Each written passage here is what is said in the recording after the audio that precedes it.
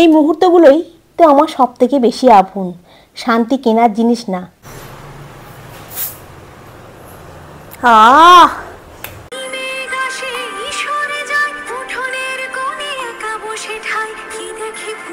আজ হলো সোমবার। আজ সকালের শুরুতেই গেট খুলেই বুঝলাম এই জীবনটা একদম নিজের মতো করেই কাটানোর জন্যই বানানো। আগে যেখানে সকাল হতেই বলতাম চা কই, মা বলতো ঘুম থেকে উঠলি না এখনো। এখন সকাল হয় নিজের চাবি হাতে নিয়ে গেট খুলে নিজের মতো করে, তারপর গেটের সামনেটা ঝাঁট দিলাম। ঝাঁটা দিয়ে শুধু ধুলো নয়, পুরনো চিন্তাগুলোকেও উড়িয়ে দিই। আর এই সকালটা যদি নিজের মতো করে শুরু হয় তাহলে পুরো দিনটাই নিজের হয়। চলো দেখি আজকের দিনটা তোমাদের সঙ্গে শেয়ার করি। গুড মর্নিং বন্ধুরা, কেমন আছো তোমরা সবাই? আশা করছি তোমরা সকলেই খুব ভালো আছো। আমিও বেশ ভালো আছি। অনেকেই বলে একা থাকলে ভিডিও বানানো কঠিন।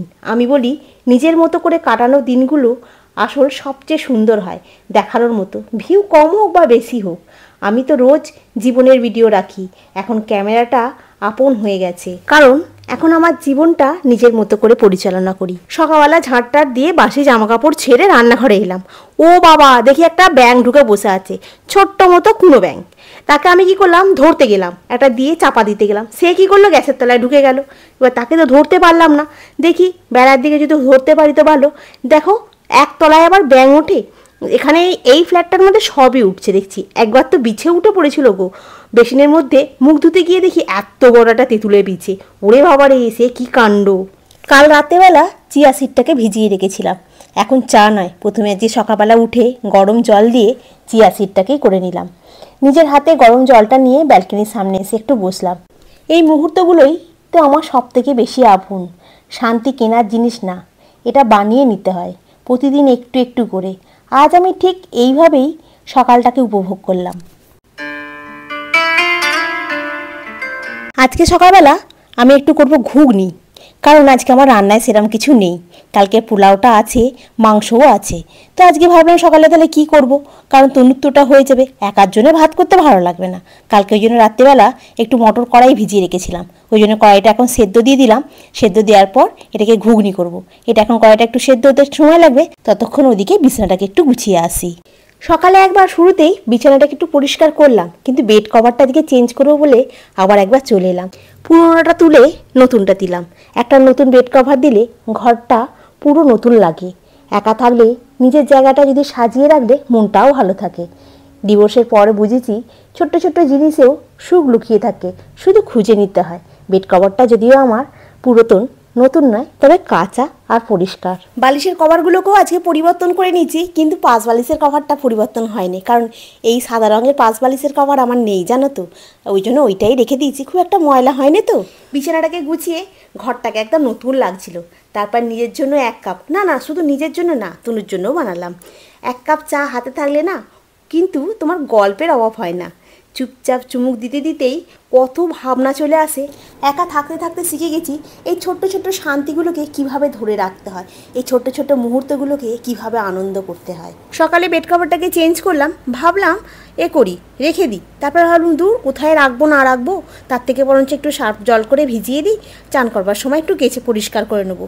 আর তার সাথে তোমার বাসি নাইটি ছিল, কালকে সকাল থেকে তো 3খানা নাইটি পরিবর্তন হয়েছে এই গরমের জন্য। সেই জন্য সব কটাকে একবারে দিয়ে ভিজিয়ে রেখে দিলাম, যখন চান করবো তখন কেচে নেবো। আজ সকালে একটু মুড়ি ঘুগনি খাওয়ার খুব ইচ্ছা হয়েছিল, তাই জন্য আজকে ঘরোয়া স্টাইলে ঘুগনিটা বানিয়ে নিলাম। এক গাদা মশলাপাতি দিয়ে না, সামান্য একটু পেঁয়াজ, একটু টমেটো, একটু কাঁচা লঙ্কা, সামান্য একটু আদা রসুন থেতো করে ঘুগনিটা বানিয়েছিলাম। এত সুন্দর খেতে হয়েছিল কি বলবো। আর আজকে না, যেহেতু সকালবেলা বললাম তোমাদেরকে তনুর জন্য পোলাও আছে, মাংস আছে, তো আমি একার জন্য তো আর করতে ভালো লাগবে না। ওই জন্যই আজকে একটুখানি টিফিনে নিয়ে যাবো মুড়ি ঘুগনি, আর যাওয়ার সময় খেয়ে যাবে একটু দই চিড়ে। দইটাকে বেটে রেখেছি, দইটা তো খুব সুন্দর হয়, আর দই দিয়ে চিড়ে দিয়ে খেতে আমার দারুণ লাগে। ঘুগনিটাকে বসিয়ে দিয়ে ঘর মোছা শুরু করলাম। আসলে শুধু নিজের না, নিজের চারপাশটাকেও যত্নে রাখতে হয়। ঘর পরিষ্কার রাখলে দেখবে নিজের মনটাও খুব পরিষ্কার থাকে। এটা এখন আমি খুব হারে হারে বুঝতে পেরে গেছি, জানো তো। একটা সময় ছিল আমি না ঘরের কোনো কাজই করতে পারতাম না, জানো তো। ঘর ঝাঁট দেওয়া, মোছা, বিছানা গোছানো এগুলো পারতাম না। আসল কথা কখনো তো করিনি। আর অনেকটা ছোটো বয়সে বিয়ে হয়ে গেছিলো, তখন বুঝতামও না ব্যাপারটা। চারিদিক খবর ছড়িয়ে গেল ওদের বাড়ির বউটা কোনো কাজ পারে না করতে, ঘরের লোক না বললে কি বাইরের লোক জানতে পারে। কিন্তু এখন কিন্তু সব কাজ শিখে গেছি, নিজের ঘর নিজের মতো করে গুছিয়ে রাখা, এটাই এখন আমার ভালো থাকার রুটিন। আমি না লাইটটাকে অফ করতে যাচ্ছিলাম, আমি ভাবছি মনে হয় সব কাজ হয়ে গেছে। ও বাবা, এদিকে তো বাসনগুলোকে এখানে মেজে রেখে দিচ্ছি, সেগুলো তো ঝুড়িতে তোলা হয়নি। নিচে আবার একটা ব্যাঙ আছে, সেটাও ভয় পাচ্ছি, বাসনগুলো নিচে রাখা যাবে না, যদি ব্যাঙটা বা লাফিয়ে ঝুড়িতে উঠে পড়ে। তাই জন্য আমি কি করলাম, বাসনগুলোকে গুছিয়েই আমি এইখানেই রেখে দিলাম। এরপর স্নান টান করবো, করে তারপরে পুজো করব, তারপরে বেরোবো তোমার অফিস। উফ, অফিস শেষ, এবার বাড়ি ফিরে এলাম। এটা হচ্ছে আমার একটা শান্তির জায়গা। বাড়ি ফিরে এসে আমাকে কাউকে চা করে দিতে হয় না, তনুই আমাকে 1 কাপ চা করে দেয়, নাও তুই খাও। তো আজকে ফ্লিপকার্ট থেকে অলরেডি মাল দিয়ে গেছে, মাসকাবাড়ি সব।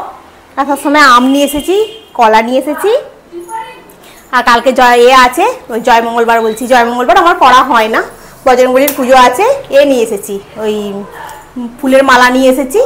আর এই এখন সকালবেলা 1 খেপ বাসন মেজে গেছি, আর এখন এই বাসন পড়ে আছে, বাসনগুলো মাজতে। চায়ের পাতাটা ফুরিয়ে গেছিলো, ওই জন্য 100 চায়ের পাতাও নিয়ে এসেছি। ফ্লিপকার্ট থেকে চায়ের পাতা অর্ডার করিনি, কারণ ওখানে একরকম অর্ডার করি একরকম দেয়, জানো তো। তনুর পরীক্ষা আছে তো, ও পড়ছে, আর আমি কথা বললে না ওর একটু অসুবিধা হয়ে যাবে। আমাকে এক বন্ধু বলছিলে যে তুমি মাথায় কি হেনা করো। আমি মাথায় হেনা বলতে এই ক্যাসেটের এই যে ব্ল্যাক সাইনটা, এটা ফুরিয়ে গেছে, শেষ, এটাতে আর নেই। এই হেনাটা আমি মাথায় লাগাই, এটাতে চুলটাও যেমন কালো হয়, চুলের মানে কী বলতো, এটা তো কেমিক্যাল নয়, হার্বাল প্রোডাক্ট, এটা খুব সুন্দর কাজ করে। ডিপেগুলোও তোমার ফেলে দেওয়ার না, ডিপেগুলোও তোমার কাজে লেগে যায়। তো চলো এখন আমি এখানে বাসনগুলো এখন দাঁড়িয়ে দাঁড়িয়ে মাজি, মেজে ধুয়ে পরিষ্কার করি। ঘুগনি আছে, ভাবছি একটুখানি তোমার রুটি হোক, পরোটা করবো না, রুটি একটু করে নেবো, করে নিয়ে তারপর আমি এই মালগুলো টেবিলে সাজিয়ে নিই একবার, নিয়ে তোমাদেরকে দেখিয়ে জায়গার জিনিস জায়গায় তুলে দেবো। আজকে মোটামুটি ফ্লিপকার্ট থেকে অনেকগুলো টাকারই মাল এসছে, আর যা মাল এসছে তোমার মোটামুটি সারা মাসটা ভালোভাবে চলে যাবে, জানো তো। অনেক কিছু এসেছে, আটা ফাটা সব এসছে, কিচ্ছু বাদ নেই।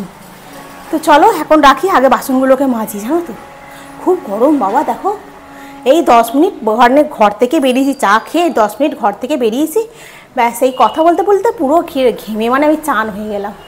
বাইরেটা একটু হাওয়া দিচ্ছে না। কি হলো রে? কি ফোন ওটা? ওটা কি ফোন? চলো রাখি এখন, হ্যাঁ আগে বাসনগুলো মাজি, তারপর। খালি ভুলভাল নাম দেওয়া না আমার ফোনটার। এইটা, এই পারফিউমটাকে অর্ডার করেছিল, পারফিউমটার গন্ধ কেমন রে? তুই ওসব ছাড়, তুই ওই পারফিউমটা ঢালনার স্টিকারটা না খুলে কি করেছিলিস? হ্যাঁ, কোন স্টিকারটা?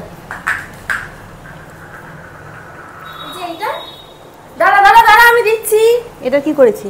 এটা কি করেছিস? এটা স্টিকার ফিকার না খুলে পুরো ডাইরেক্ট এখান থেকে উবড়ে দিয়েছিলিস। উবড়ে দিয়েছি? হ্যাঁ, এরম ভাবেই তো খুলি না। এটা তুই খুলিসনি কোনো, স্টিকারটাই খুলিস। এটা তো পার্ক এভিনিউ। এটা কি? এটা কিসের এভিনিউ দেখি? দাঁড়া না, সারাক্ষণ খালি এরম এরম করে দাও, এইরম করো না।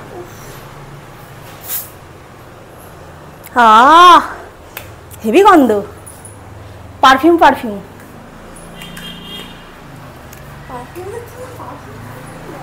কি বললি রে? সেই এর পারফিউমগুলো হয় না, ওই পাউডারগুলো, ওই পাউডারের গন্ধ ছাড়ছে। তো চলো বন্ধুরা, হ্যাঁ খুব সুন্দর হয়েছে। আমি কানে এই যে পডকাস্ট শুনছি, আর শুনতে শুনতে এখন আমি বাসনগুলো মেজে ফেলি। বাসনগুলো সব মেজে ধুয়ে পরিষ্কার করলাম ফ্রিজ থেকে। কালকে একটু মাংস তনু আবার রেখে দিয়েছে, ও দুপুরবেলা খেয়েছিল, পোলাওটা ছিল বললাম।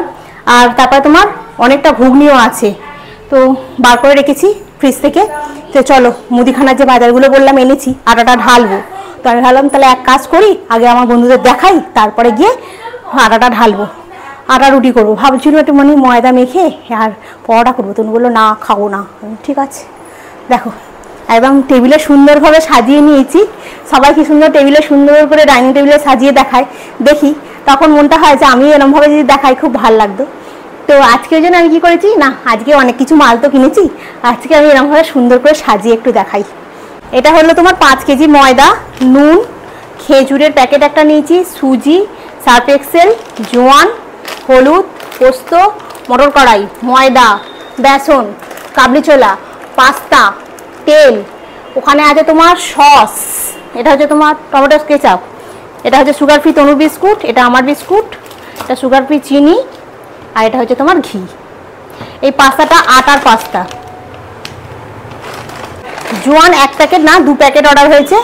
1 প্যাকেট মানে জোয়ানটা অর্ডার হয় এই কারণেই, ওই যে জোয়ানের নেশারু বসে আছে অলরেডি। এত জোয়ান খেতে ভালোবাসে, এত জোয়ান খেতে ভালোবাসে, জোয়ান না পেলে নুন খেয়ে নেয়, এত বাজে মেয়ে ও একটা, যার জন্য ওকে বাধ্য হয়ে জোয়ানটা নিয়ে আসাতে হয়। ওই দেখুন ওখানে জোয়ানটা আমি ওটা আর এতে রেখে দিয়েছিলাম, রান্নাঘরে একটা সাইডে আমি লুকতে রেখে দিয়েছি। ও ঠিক দেখতে পেয়ে গেছে, মানে বলে না যে নেশা করে সে কোথায় কি রাখা থাকে ঠিক খুঁজে বার করে, ঠিক সেম ওই জিনিসটা ঠিক খুঁজে খুঁজে বার করে। আমি বলছি কি হলো এই এত বড় শিশিতে জোয়ানটা তুই কোথায় পেলি? বলছে এই তো রান্নাঘরে ছিল, আমি দেখে নিয়েছি।